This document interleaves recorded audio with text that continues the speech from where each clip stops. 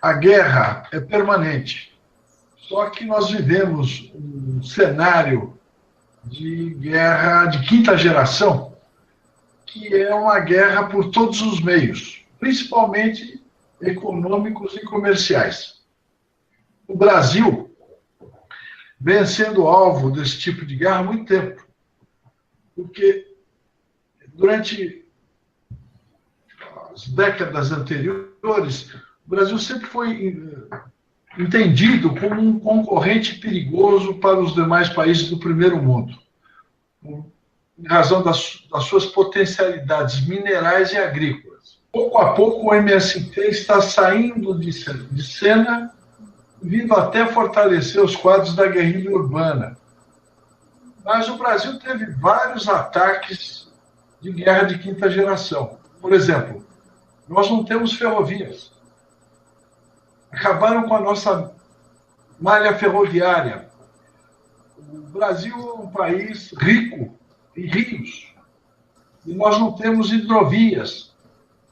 Isso tudo é resultado de guerra de quinta geração travada contra o Brasil e da colaboração da classe política, que permitiu que os países que se julgavam concorrentes do Brasil, hoje são dependentes, perpetrassem essas ações de guerra de quinta geração. Por exemplo, só para exemplificar a questão do custo, o Brasil só tem rodovias e mal conservadas.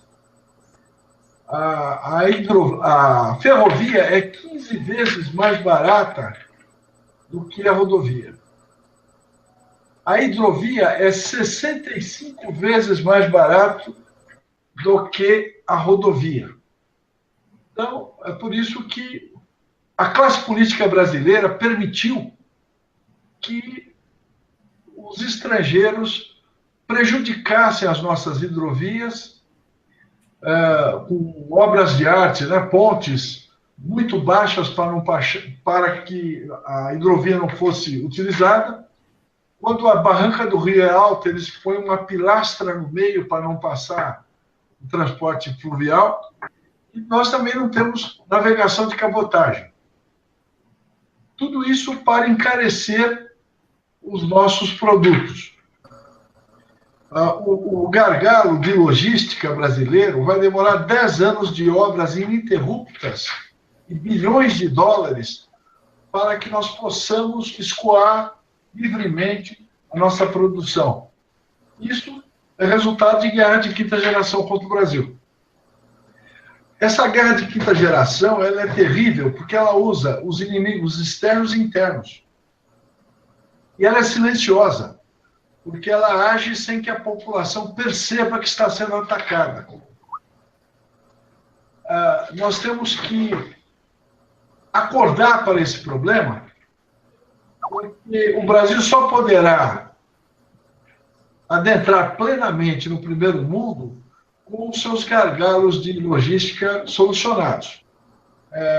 Mas, para conseguir a defesa contra o inimigo externo e contra a casta política que nos ataca, que permite que os nossos governantes são apenas gerentes de interesses transnacionais.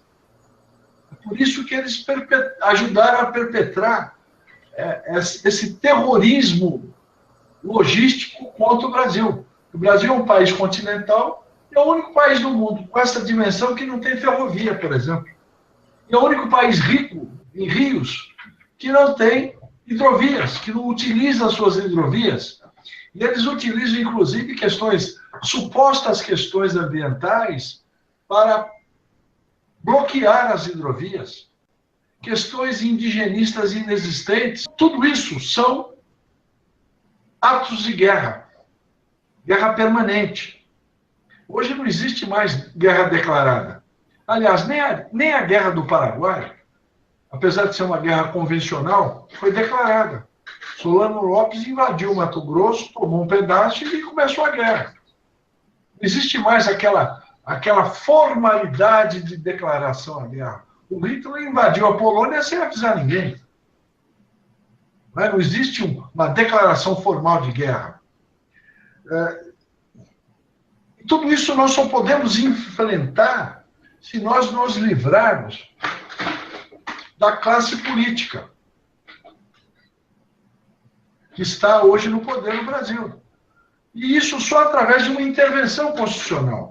Então, o Brasil tem que se autodeterminar, e nós estamos no bom caminho para isso. Nós só poderemos nos autodeterminar com a intervenção constitucional, que afastará os membros dos três poderes que estão prejudicando o Brasil. O Poder Judiciário também não é inocente nisso, porque o Poder Judiciário é aquele que dirime as questões entre os poderes, entre os particulares, entre os particulares e o Estado, e ele sempre permitiu que a classe política fizesse tudo o que o Brasil temia, foi perpetrado pela classe política. Agora, com a autodeterminação, que é a intervenção constitucional militar, porque os militares são nossos prepostos, são agentes públicos pagos pela nação para protegê-la dos inimigos internos e externos e até de si mesma, se a nação estiver equivocada. Eu feito uma criança, a nação, veja, a massa, ela é ignara. Então, ela precisa de tutela dos segmentos profissionais e esclarecidos da sociedade. E as Forças Armadas, que elas foram instituídas com a finalidade de proteger a nação de todos os seus inimigos, inclusive dela mesma, como eu já disse, ela tem que tomar as providências, porque agora o povo já sabe, não é mais uma questão de gabinete. Houve um milagre, eu acredito que em razão da internet, e as pessoas comuns, as pessoas simples que nunca se interessaram por política, hoje sabem que a classe política é inimiga do Brasil.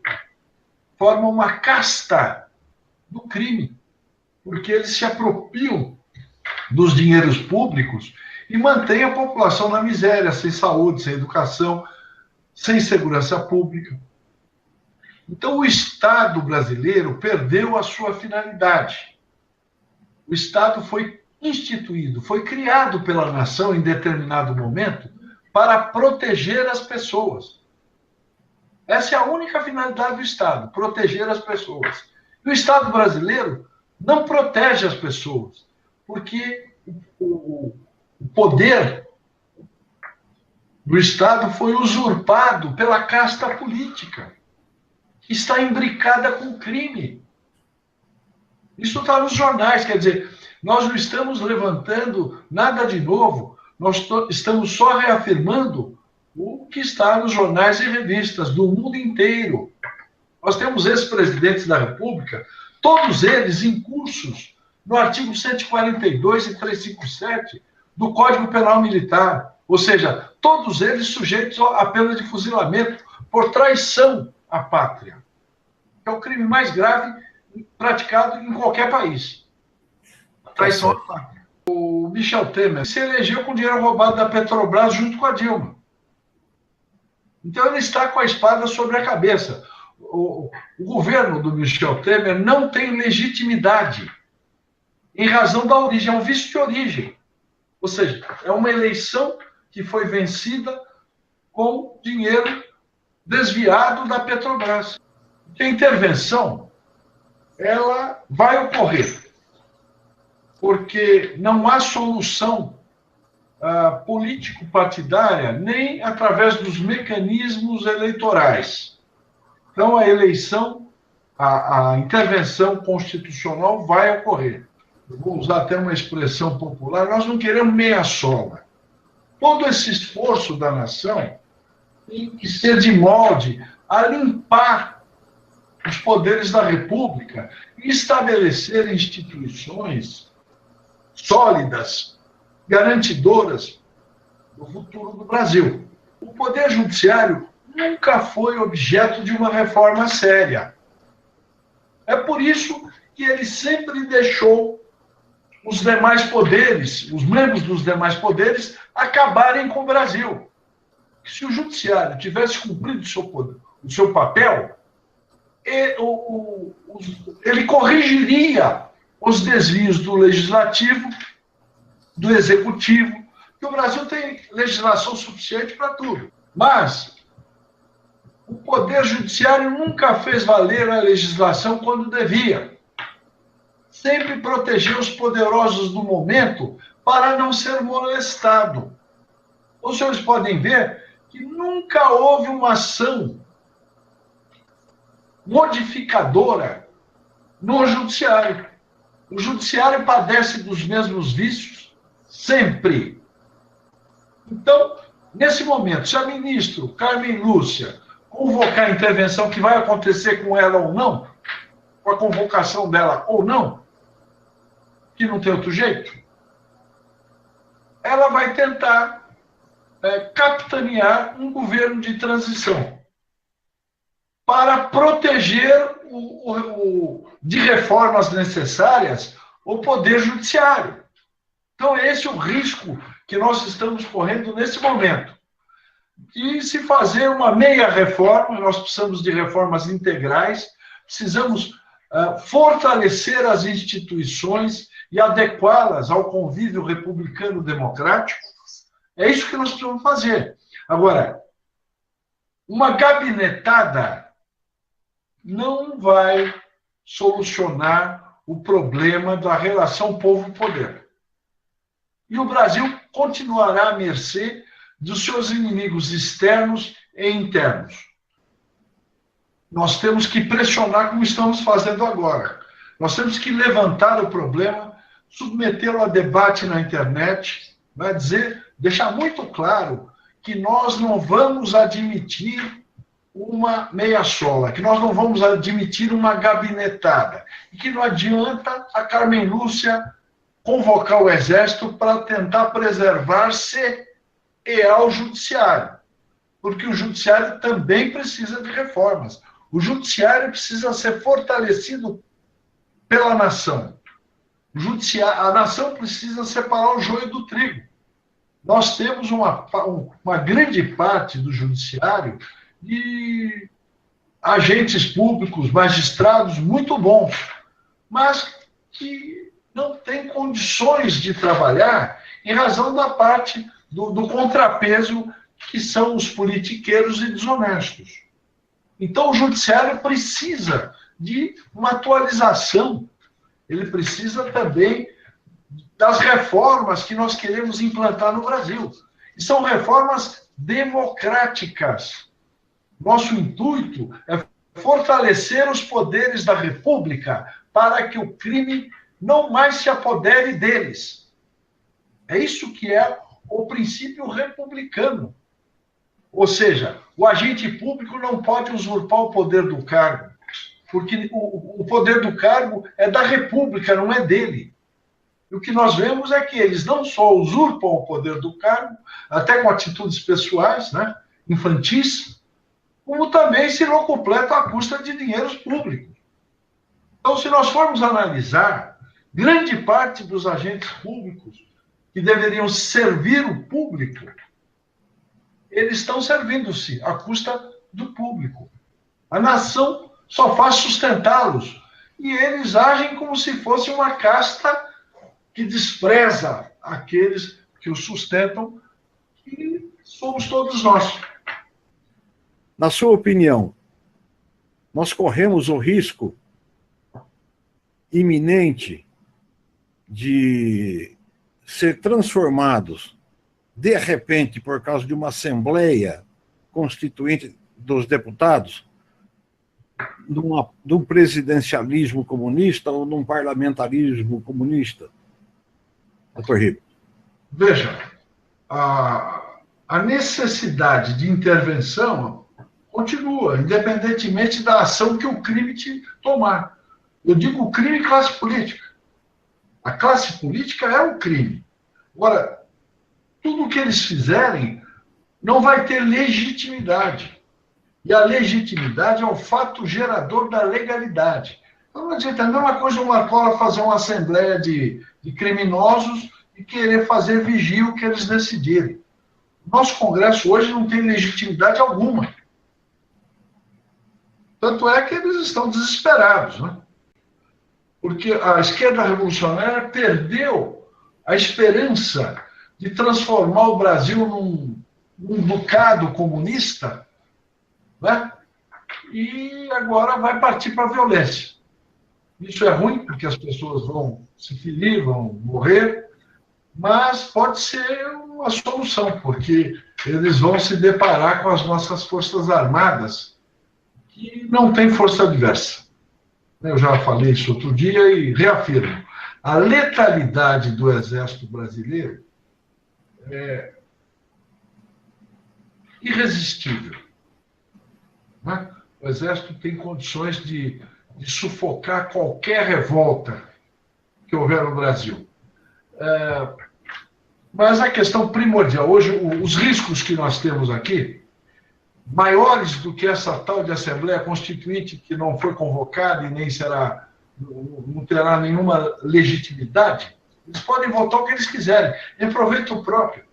Quer dizer, eles, em tese, são nossos representantes. Só que eles não nos representam. Eles estão atuando em proveito próprio. Então, eles realmente não têm legitimidade. Tudo que eles decidirem não, só vai acelerar o processo de intervenção. Agora, o risco é a Carmen Lúcia convocar uma intervenção para tentar livrar o judiciário e ela mesma da intervenção. Então, nós vamos trabalhar a população em cima disso a partir de agora. O foco é esse. O foco é esse. Nós vamos ter que trabalhar e vamos mostrar realmente qual seria a ideia, porque, na minha opinião e na opinião de grande parte dos brasileiros, o grande responsável pela comunização da América Latina e do Brasil é o Supremo Tribunal Federal. Eu não conheço, né? Eu não conheço nenhum magistrado lá que não foi por indicação de nenhum desses presidentes bandidos. Então, a faxina deve ser geral e irrestrita.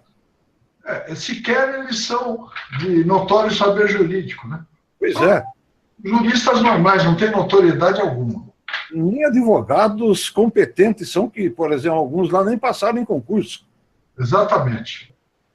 Os nossos mecanismos eleitorais e o nosso sistema político partidário não permite a eleição de alguém que não seja da casta política. Então, nós não temos como intervir no processo, a não ser através da intervenção constitucional, diante do descalabro que é a classe política brasileira e os demais servidores também. A gente de bem está impossibilitada de salvar a nação, né? Os bons juízes não têm condições de salvar a nação. Por quê? Porque o mecanismo tolhe a todos. Nós não temos mecanismos institucionais que possibilitem a proteção da coisa pública. E é por isso que nós temos que intervir. Intervir também como? Usando do poder originário, que é o poder esculpido no artigo 1º da Constituição Federal. Né? É o poder instituinte, que é o poder de criar, modificar ou reformar as instituições. Então, nós, povo brasileiro, nesse momento, precisamos intervir no processo através dos nossos agentes militares para afastar o crime do poder do Estado nos 3 poderes da República e fortalecer os poderes e garantir a democracia. Que o crime não garante a democracia. Eu já disse no começo aqui que nós temos que manter o foco na intervenção, porque nós não temos mecanismos institucionais que possibilitem as reformas que o Brasil precisa para garantir a sua democracia. Então, eu quero deixar aqui publicamente a mensagem de que não devemos nos preocupar com as manobras do inimigo. Nós temos que manter o foco, que é o ponto fraco dele. É feito boxer. Quando o olho do adversário fica inchado, ele procura bater no mesmo olho. Né? O olho inchado deles, que nós temos que bater, é a intervenção constitucional, que é irresistível. Não tem um político que aguente um debate a respeito de intervenção. Nenhum político. Veja, mesmo aqueles que se dizem de direita e tudo mais, eles não querem intervenção. Que a intervenção será o fim da mamata deles. Então, em seu próprio benefício, não só os intervencionistas, mas as pessoas em geral, o cidadão que está sentindo-se isolado e atacado pelo poder público, ele tem que manter o foco na intervenção, ele tem que apoiar a intervenção constitucional através das nossas Forças Armadas, que são nossos agentes de força. Não é? O poder armado não é do Exército, o poder armado é nosso. Eles são meramente os guardiões das armas nacionais. Eles são formados, são criados, formados e adestrados e municiados e armados para cumprir esse dever. E pagos por nós, né? Sim, claro. São sustentados pela nação para isso. São agentes públicos do Estado que respondem diretamente à nação. Eles juram a bandeira, eles não juram o governo Temer. Eles não juram a Dilma. Não é? Essa gente não nos representa mais. Eu acho que já é tardio isso. Não adianta tentar remendar a coxa podre. Você vai. Nem o mendigo quer mais aquele cobertor que não podre mais. Então, o que o Brasil precisa para ajudar o mundo não é ajudar só a nação brasileira. Porque uma nação brasileira forte, sadia, gozando de liberdade democrática, ela ajuda o mundo. Agora, o que essa gente fez? Acabaram com as grandes empresas nacionais. Acabaram com vários segmentos da economia. Por que eles fizeram isso? Porque eles estão amando do inimigo estrangeiro. O que essa gente quer? Os estrangeiros, os piratas internacionais, eles querem conflagrar o Brasil para se apoderar dos espólios. Como eles já roubaram em 1904 19 mil quilômetros quadrados do Brasil, aonde? Em Roraima, onde o Supremo Tribunal Sem Vergonha deixou criar a Raposa Serra do Sol, que é a mesma área onde tem os minérios. Então, o objetivo da Inglaterra é se apoderar do triângulo dos minérios ali. Esse é o objetivo. E o Supremo Tribunal, 10 ministros do Supremo, inclusive o senhor Joaquim Barbosa, assinaram a formação da Raposa Serra do Sol em área contínua e apoiaram a expulsão dos brasileiros do território nacional, inclusive indígenas. Ou seja, só uma etnia interessou, aquela que é doutrinada pela Inglaterra. Nas reservas indígenas, eu digo reserva porque é reserva mesmo, não é nação coisa nenhuma, que a nação só tem uma, a brasileira. As reservas indígenas falam-se todas as línguas menos o português. Por quê? Eles querem quebrar a unidade nacional. Eles querem se apoderar das riquezas. Querem, no mínimo, manter essas riquezas inexploradas para manter a cotação da Bolsa de Metais de Londres. E o Brasil é o único país do mundo que tem condições de reverter esse domínio. Então, o mundo precisa que o Brasil se autodetermine nesse momento, que o Brasil se torne um país democrático através da intervenção constitucional.